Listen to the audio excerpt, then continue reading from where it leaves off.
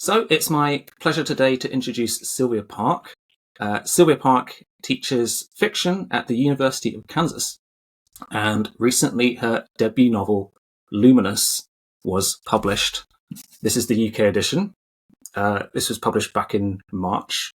And I would describe this as a kind of literary science fiction novel. It explores some quite interesting themes: sentient robots, and their relationships with humans in a reunified Korea. So, congratulations on getting Luminous published. Thank you. Thanks, Robin. It's good to be here. Yeah. So I read it last month. I really enjoyed it.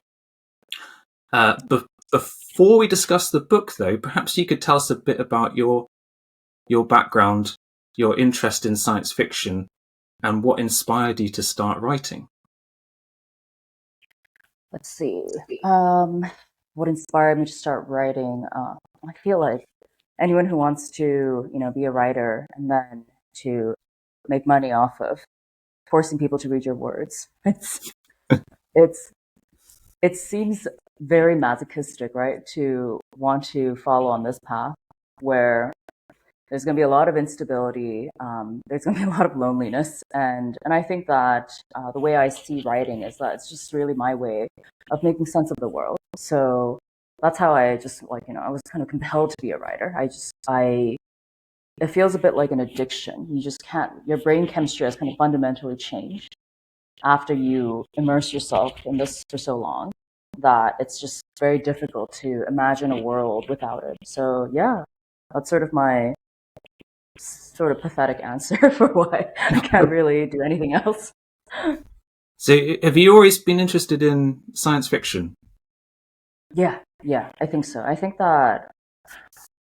for as long as I've been writing, I very rarely write realists. Like I write, almost everything I write is speculative or strange or weird in some way. And I'm still trying to figure out why, because I've had people ask me, like, why speculative?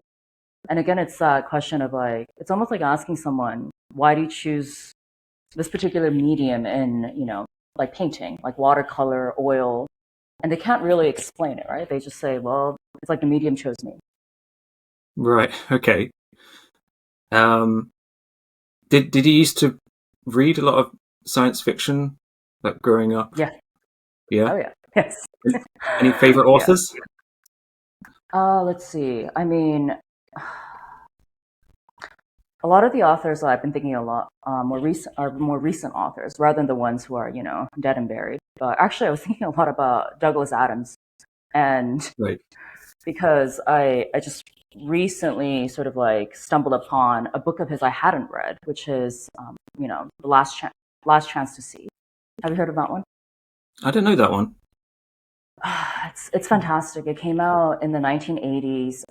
It's a travelogue. It's not actually science fiction. It's him sort of bumbling around, being dragged off around the world, and he's sort of bemused about it too. So he gets to kind of go around the world and see sort of the most critically endangered species in the world, and he recognizes it's his collaboration with BBC. They invited him on, so he gets to write about seeing sort of the northern white rhino, which has gone extinct, actually, even though he saw sort of the last members of them. And he saw the kakapo, he saw the Yangtze River, the baiji, the dolphin, that has also gone extinct.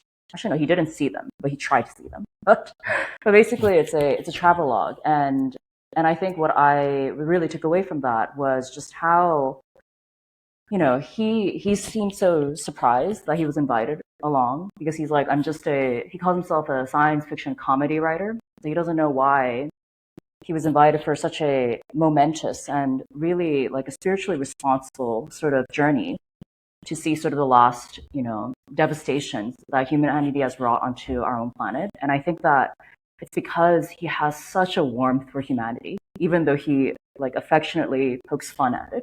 And I think it's science fiction that really gives them sort of that imaginative freedom to see how humanity can be so self-centered and so ignorant of a lot of the beauty around the world, whether it's on Earth or whether it's in the universe. Oh, okay. So Luminous was published a few months ago. How would you introduce this book? Usually quite poorly. I'm very bad at talking about my own novel. But I think it's a pretty difficult novel to explain. I know a lot of authors want to claim that. They want to say, oh, I can't really describe my book. But I think my book is genuinely quite hard to explain because it mixes a lot of genres in a way that I had not intended. It just kind of happened that way. But it's science fiction. There's a lot of noir in it. There's a police investigation. There's sort of a murder investigation too.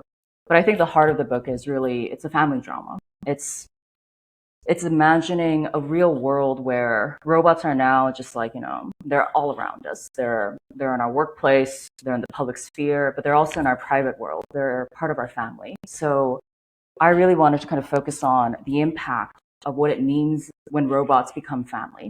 And I don't mean just in terms of like, romantic partners, but I mean for them to be really integrated into family and as maybe like as children or alongside our children. So really, that's what the book is about. It's about robots and family. Right. Yeah, I think that's a reasonable description. I mean, yeah. Do you disagree slightly? No, I think so. It is a family drama at heart. Yeah. But within a kind of sci-fi world. Yeah. And I thought it was interesting that when I finished the book and I looked at the acknowledgements at the end, and he said you originally conceived of it as a children's book.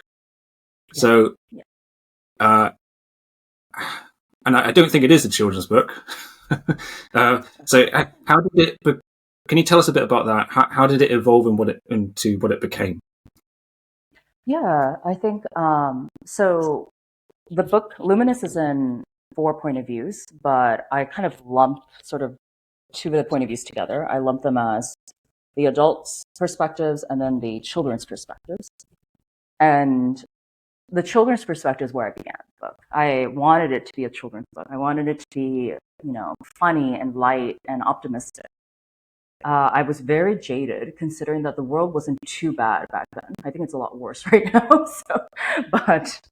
But back then, I wanted to write something that was really going to cheer me up. But then, as I conceived of the book, as I conceived the characters, in particular, the main character Yo-Yo, who is a robot in this novel, he's a robot that looks like a 12-year-old boy. Trying to kind of pull out his story is where the story took a much darker turn, and that's when I realized, there are many, many children's stories that are very dark. But I think it wasn't just sort of the darkness that I wanted to uncover. I think I also wanted to kind of inhabit the perspective of the people who love Yo-Yo and struggle with that. And that would be his family. So that's where the book really veered into sort of adult territory, because I was particularly interested in the idea of Yo-Yo having human siblings who adored him, when they were kids, but what it must have been like for them to grow up then. For them to have a robot as a family member, but that robot will never fundamentally change, at least in physical appearance. So in some ways, they're leaving that robot behind. So that's when the story became a lot more adult. It became inappropriate for children. Right. Okay. Yeah, I think it is a very character-focused novel. And I think that's perhaps why it tends to get labeled as literary science fiction. And as you kind of alluded to, we've got quite complex characters and character dynamics going on. So I'm curious, when you were conceiving this book, did you construct the characters first, or did you already have the ideas and the plot ready and you kind of built the characters around it? How did that process work?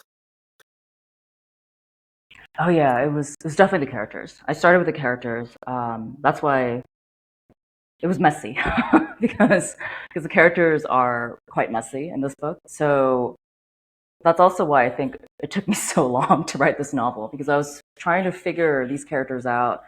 They were lost. I got lost. The book got lost, and so they were really kind of pulling me by the nose, and that's how it felt like as I was discovering the world sort of with them too, because I think that's what I found interesting about these characters, is because they feel really trapped in these small bubbles. but for them to leave that bubble is to realize that, you know, they're all connected in surprising ways. And that was my discovery process with writing the book.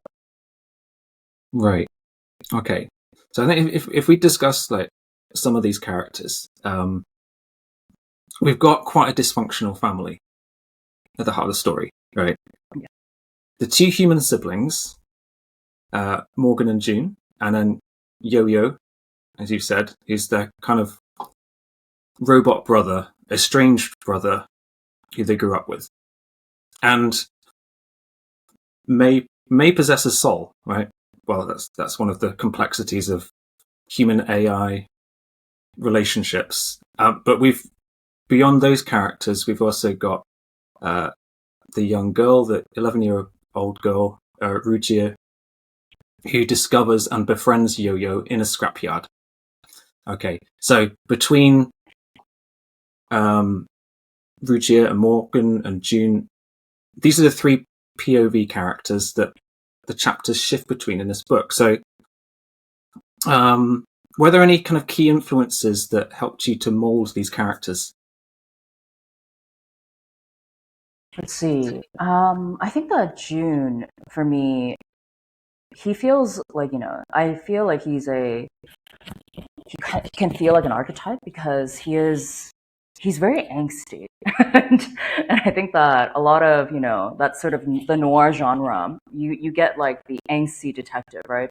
Who has to fight his own demons before he tackles like the investigation. And so I can see how, but June for me was particularly messy because the investigation was drawing a lot of darkness out of him, but it was more about he realized that a lot of more of the darkness was in his childhood. It was in his past than in sort of the horror, you know, the horrific things he was seeing as a result of, because he's a detective. In this book, he works as a detective, you know, solving crimes that are committed against robots.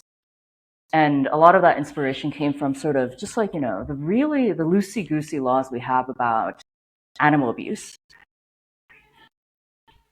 Oh gosh, do you hear my cat over there? Speaking of, as soon as I say that, my cat just pops out and starts yowling. Anyways, to dive back in, I think that that's where I really drew a lot of inspiration to model, like, you know, how are we going to approach the treatment of beings that we consider essentially less than human.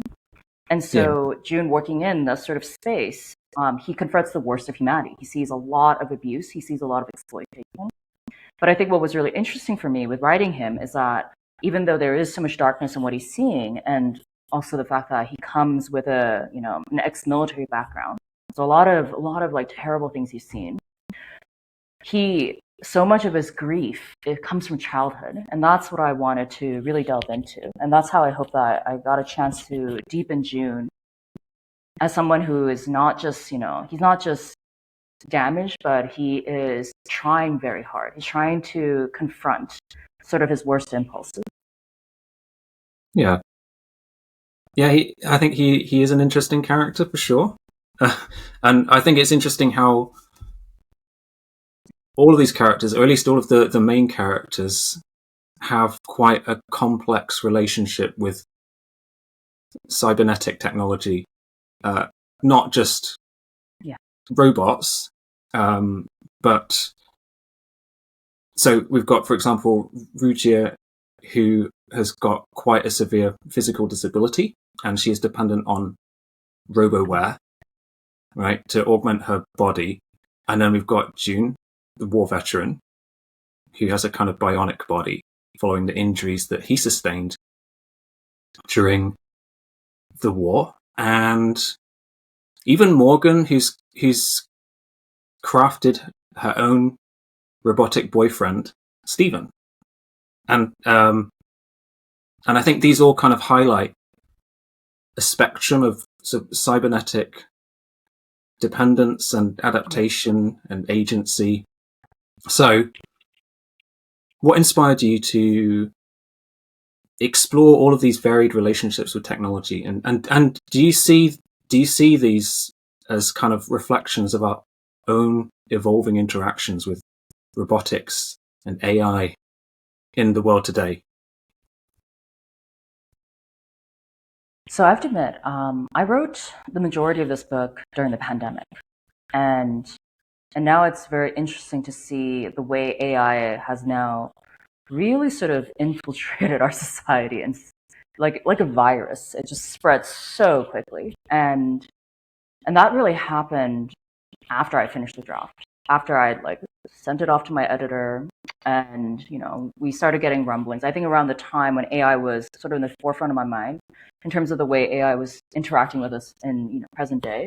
It was AlphaGo. Like AlphaGo had just defeated Isador in Padua, and it was seen sort of as a turning point moment, right? And that was really more at the focus of my mind rather than thinking about AI chatbots, like these like coked up series now replacing all of us, whether it's in the workforce or as therapists or whatnot. But I think so. Therefore, my original approach was to approach artificial intelligence in science fiction and artificial intelligence in our present day. I think of it as very different. I think that we have to talk about it very differently Yeah. because the artificial intelligence in science fiction is, in some ways, it's fantastical. Like, yes, where now we're starting to see some overlaps is the biggest overlap for me is to realize that people are easily fooled. Like they want to fool themselves. They want to believe and they want to anthropomorphize. So that's where I saw sort of the overlap between what I was writing in the book and sort of what we're seeing with AI right now. We have a surprisingly low, sort of standard for what we see as human, even though we also easily dehumanize using technology. We dehumanize each other using social media and technology and whatnot. But I also think that we're very easily taken by like our sort of like broken reflection, and that's what I've noticed is a pretty big overlap in what I've written and now what we're seeing in today's sort of approach to artificial intelligence. But when I was essentially writing the book, I did differentiate them. I thought AI in science fiction, AI in reality, two completely different beasts. Right. And what was so? Yeah, this story is set in. I presume it's near future. It feels kind of near future-ish, right?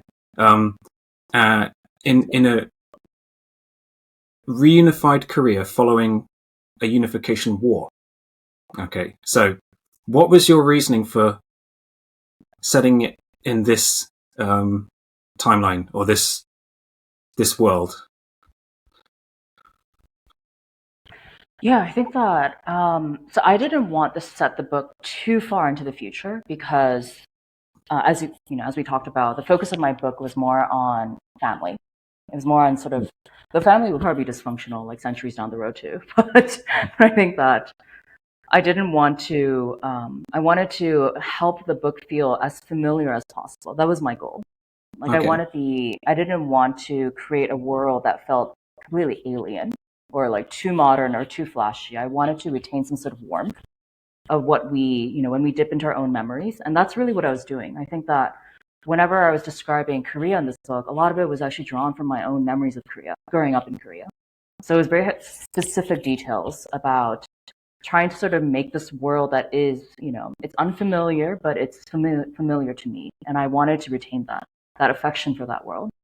But one of the reasons why I said it in a reunified Korea is because I think this is sort of like it's a ticking time bomb that no one really wants to talk about, which is what are we going to do with North Korea? What is the future of North Korea? And it just, when we look at, regimes, and I mean this in a pretty general way because we're seeing all kinds of regimes right now, but I feel like regimes just cannot hold. There's an expiration date for every regime, no matter how tight-fisted, the government or the leadership might seem. So sort of with that in mind, I wanted to envision a future where Korea managed to reunite. It managed to end its war that never ended. And so that was sort of like my selfish desire to preserve Korea in the future, just because, I've grown up in a country that was almost destroyed multiple times, that was colonized, that was quite literally almost wiped out. And so as a result of that, I really wanted to make sure Korea existed in the future. So that's why I said it in this reunified Korea. Okay. Yeah. And I think it must be quite hard to, in some ways, to envision what that's like. And because I think since North and South have been separated for so long, uh, Yes. I, what would such a society look like? How would the the North Koreans be integrated into such a vastly different society and things like that? I think as a thought experiment, it's quite fascinating, but it's not just a thought experiment, really. It has real world relevance. So, Yeah. because yeah, presumably at some point in the future, it will happen, or it could happen, right? So yeah, Yeah. yeah. It's yeah, the growing pains are going to be pretty rough. Obviously, the central theme of Luminous is, well, this is my interpretation, the emotional and ethical complexities of human AI relationships. But I'm curious, were there any influences that made you pick this theme for your novel? Are there any other authors or works that have inspired you, or anything else? Yeah, I think so. When I decided to write about sort of our relationship with, the non-human, something that seems human but is actually not human, the book that most probably influenced me and the way I wanted to tell the story was Karen Joy Fowler's "We're All Completely Beside Ourselves," which is this. It's not a speculative novel, but it's a book about a family, and it's focused on this one particular the daughter who recalls her childhood, and she has to sort of reckon with the fact that she grew up with a chimpanzee for a sister. And the point of view just portrays this incredibly, like, humanely portrays such a beautiful relationship for that family. And this chimpanzee was their sister. And I think that showcases sort of like, in some ways, the best of humanity, right? Where we can extend so much empathy and love for something that is not human, but treat it as if it's human.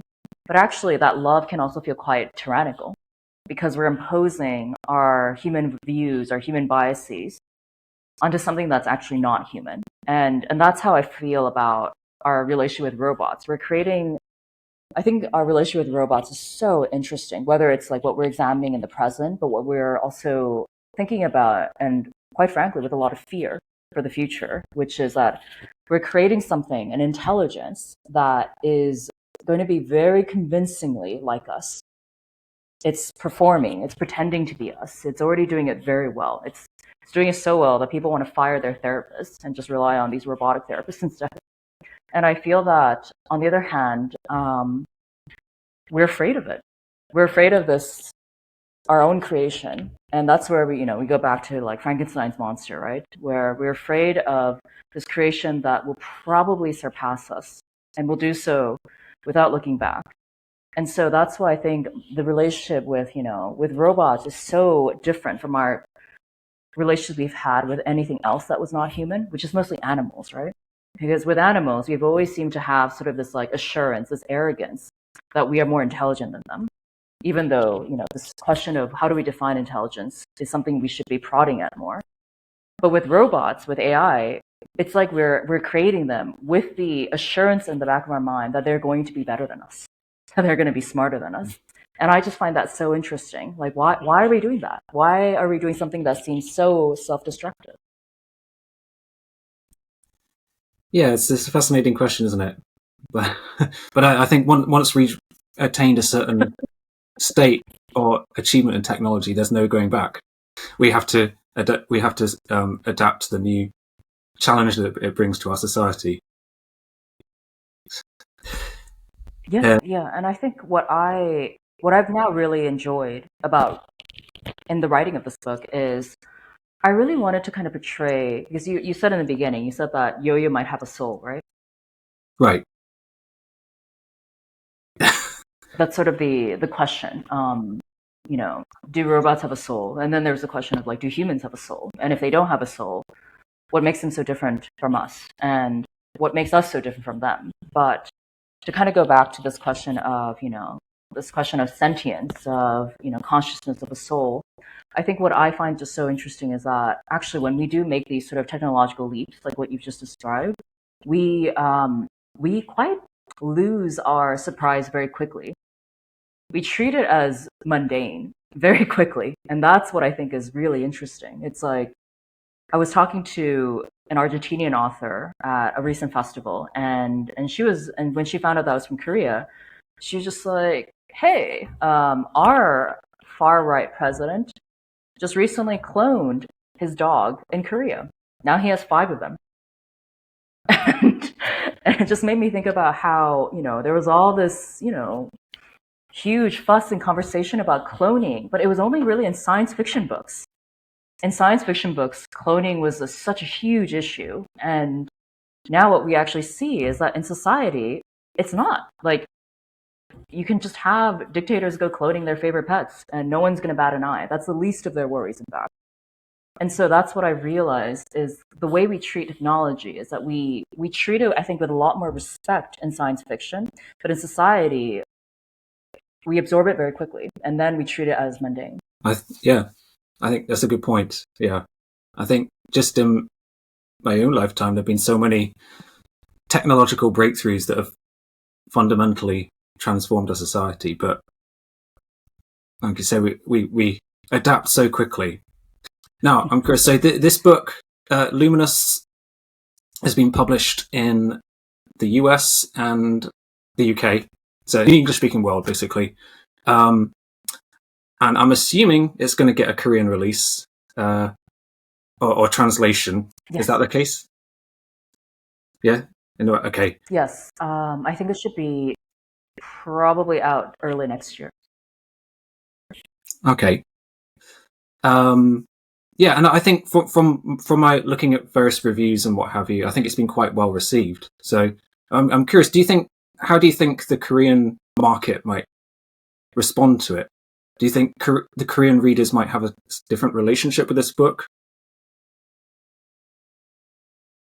Yeah, absolutely. I think that, I don't know, I think one of the things that I enjoyed about writing this book is I got to be quite greedy. So I got to write about whatever I wanted in the novel.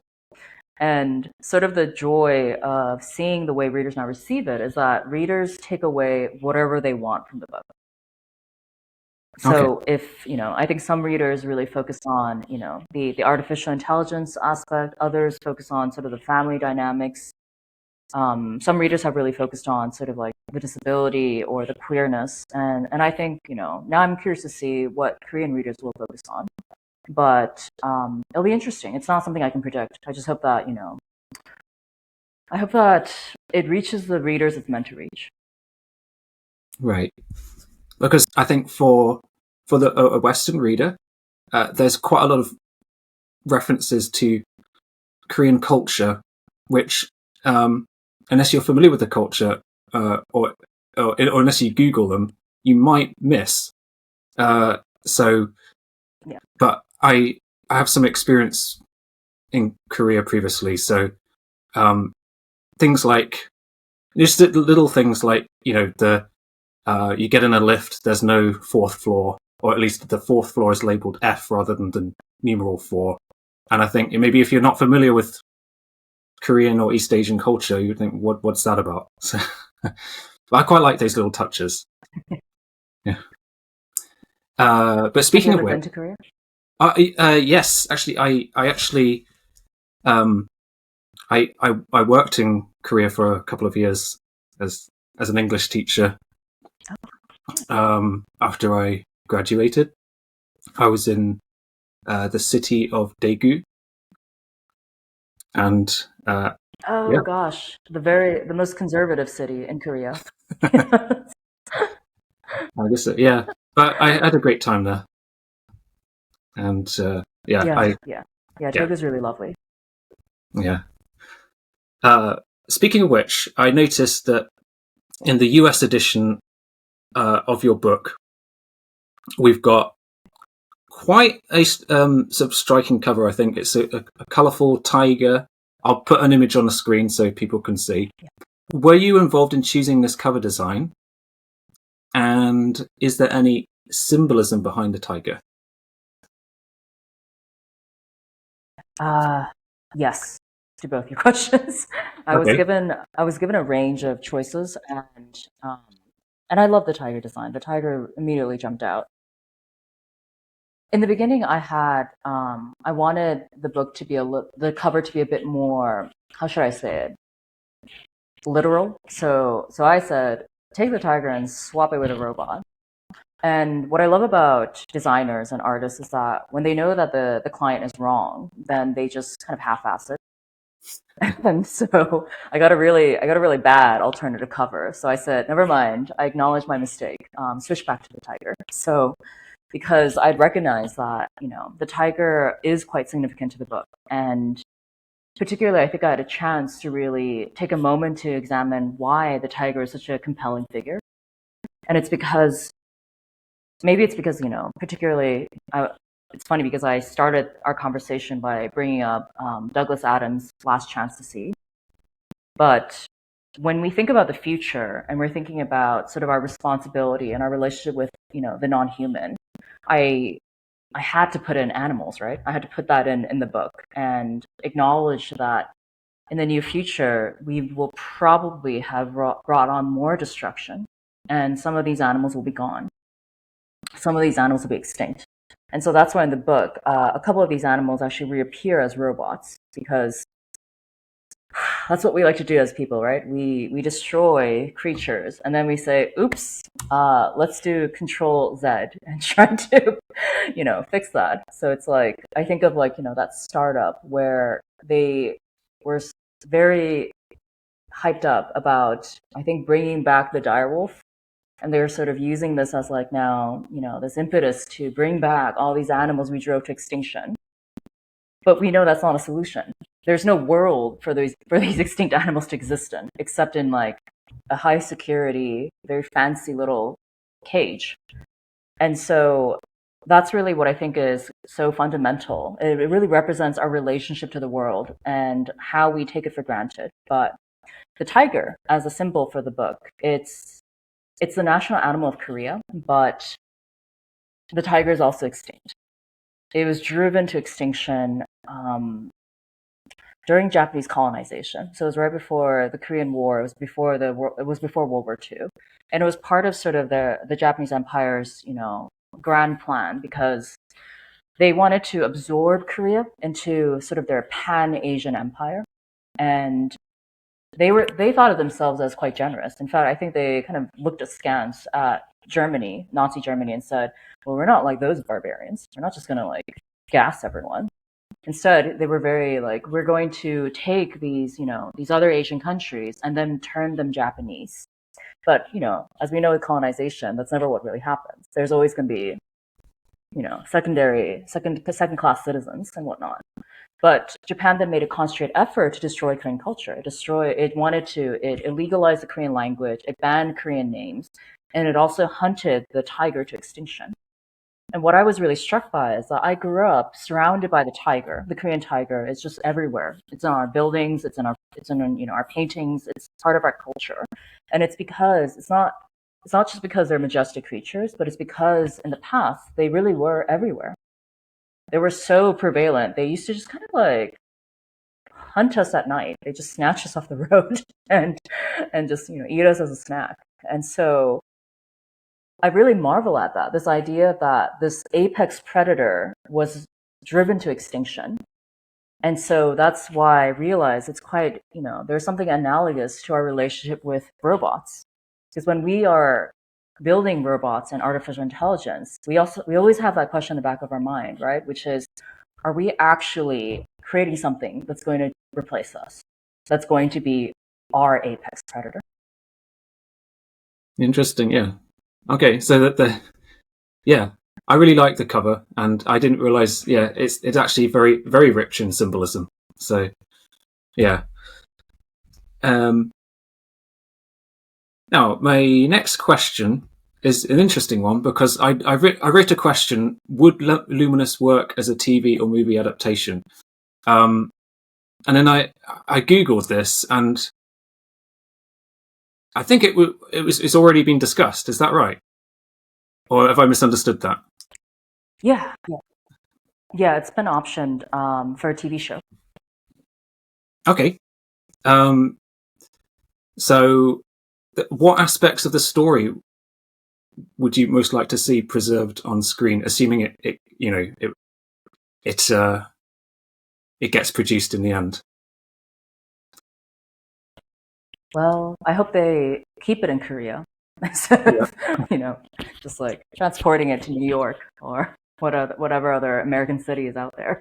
Um, yeah, I think that I do want them to keep it in Korea. I think that's why that initial question about why set in a reunified Korea, I think it's quite pertinent and it's very thematically tied to the story as well about, estrangement, about broken family, siblings who've been lost. And so for me, that's sort of like the number one. But aside from that, I have to admit, I think that it's healthier, it's wiser to kind of, you know, take your hands off, let them do their thing. Because for me, the most successful adaptations are very different from the source material. Oh, And I yeah. enjoy that. I hope that, if it does get made, I'd rather see it become a completely its own thing. Because I think, the screen tells a story in a very different way from prose. And so I would hope that they not feel, obligated to try to stick to the story scene after scene after scene, because then I think it kind of loses the magic of it. It's a little bit like, the live action adaptations of a lot of the animated films. When they're just being a little too faithful, you're kind of like, why bother then? Why are we getting this new version when we could just pop back into the animated version? Yeah. No, I agree with that. I think for me, one of the best examples of that is Blade Runner and Do Androids Dream of Electric Sheep, which I think are almost totally different Yes. Stories. And I love both of them, but for different reasons. Yes. And I remember Yeah. reading a book after I watched the movie and being totally surprised.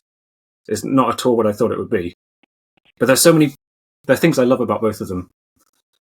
There's also that point you were making about robotic animals reminded me of Do Androids Dream of Electric Sheep, because we've got robotic Yes.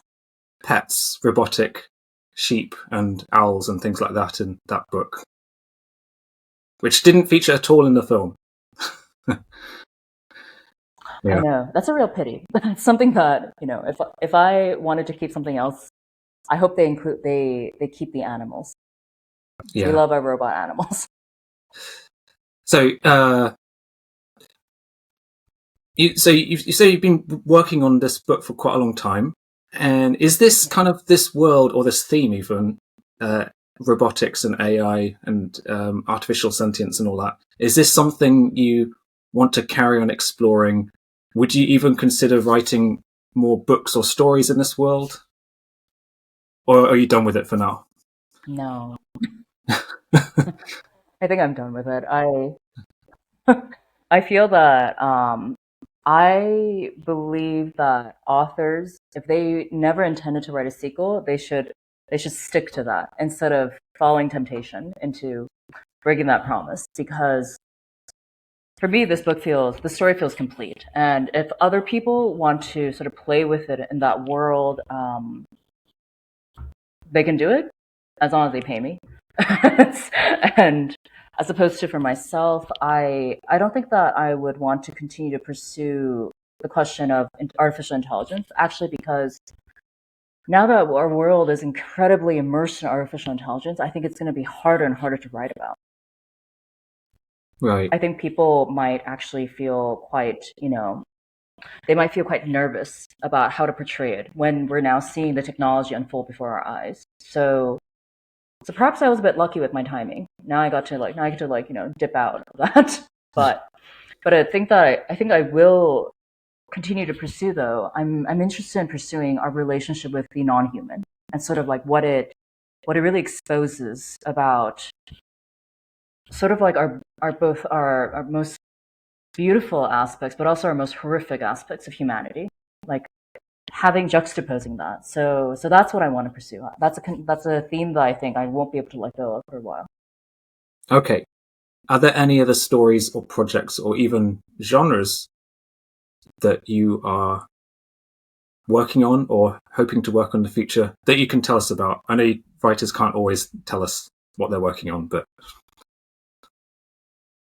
No, I'm pretty happy talking about it because it's like a way for me to like, manifest it to make sure that I can actually commit to it. Um, I'm working on a new book. It's going to be, I mean, it's funny when I say science fiction because originally I'd written a short story on it and I'd intended to be fantasy. But when it was anthologized as science fiction, which kind of like disrupted sort of the genre, again, my definition, my presumptions about the genre. So then I had to kind of like, I think I at one point revisited what Ted Chiang had said about the difference between sci-fi and fantasy, because I'm just like, it's really jumbled up in my head now. But I'm writing about mermaids. I'm writing about sort of like, I'm writing from the perspective of a group of scientists who are trying to conserve mermaids. That's why I was really interested in the Douglas Adams book, Last Chance to Sea. And I'm just catching up on all the lost of the David Attenboroughs. But yeah, mermaids are essentially, they're part of this world, and they're a bit like the cetaceans, the marine mammals that are just with us. And I think our fascination, our obsession, and our relationship with them, it's going to just really expose a lot of interesting things. okay, that sounds fascinating. Yeah, and a good premise, I think. So I'll look out for that. Yeah, thanks. I think that was everything I wanted to ask you. So thank you for sharing your time today. And for anyone who's watching this, I do recommend you go out there, pick up Luminous.